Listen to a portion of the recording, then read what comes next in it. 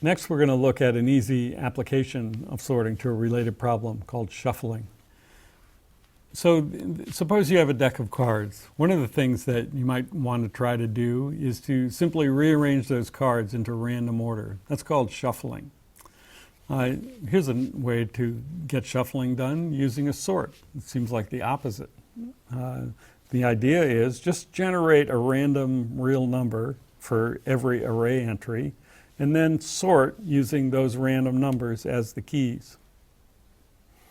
That's an effective way to get things shuffled.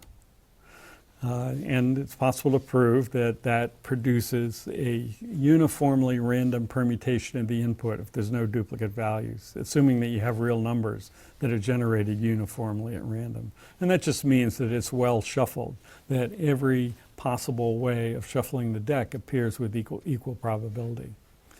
That's fine, but it requires a sort, and the sort seems like a lot of work for this problem. And the question is, can we do better? Can we have a faster way to shuffle? Do we really need to pay the cost of a full sort?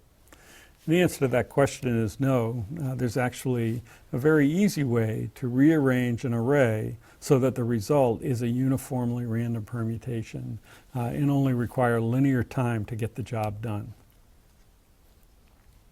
Let's look at a demo. The idea is to pass through the array from left to right with an index I, as we've been doing. But now we start with the array in order, and actually it doesn't matter how we start the array. And every time we pick an integer between 0 and I uniformly at random and swap A of I with that integer. So let's look. At the beginning, we don't do anything. We just swap it with itself.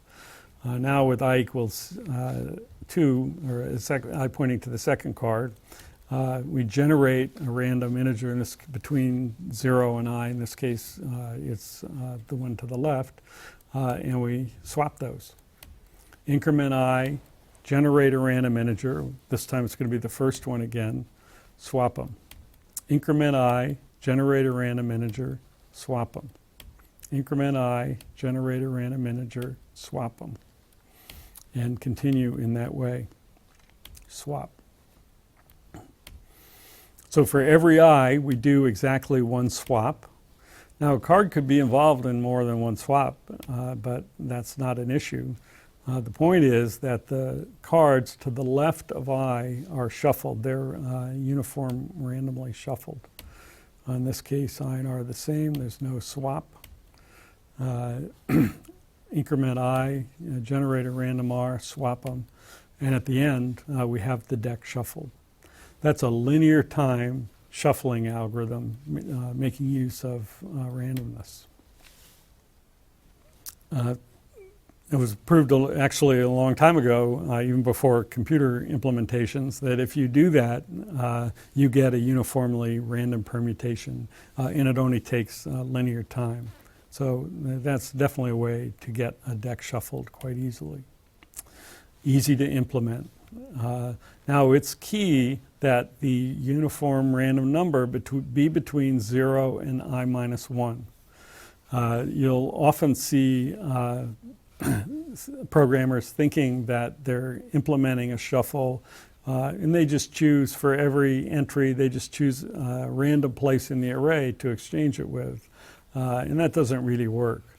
You could do the items between I and the n minus 1, the ones that you haven't seen yet, and that would also work. But doing the whole array doesn't give you a uniformly random result. So with that one caveat, this code is almost trivial. And it's a method in our standard random class. Now, if you're going to be using random methods that depend on randomness in real applications, you do have to be careful. So this is just an example about software security. There's a lot of difficult and deep issues to worry about in software security, and we're not going to worry about all of them. But one thing that we can do is make sure that our algorithms work as advertised. So here's an example of an implementation for online poker. Here's the code that you can find on the web for how to shuffle a deck of cards. That's pretty similar to our code, but it's actually got a few bugs, more than a few bugs. So first one is the way that random works, it actually never gets to 52, which means that the last card just stays, it can't end up in the last place. So it's definitely not shuffled because of that.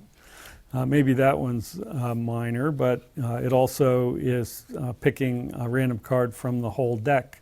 And as we just pointed out, that's not uniform. Should be between 1 and I, or between I plus 1 and 52.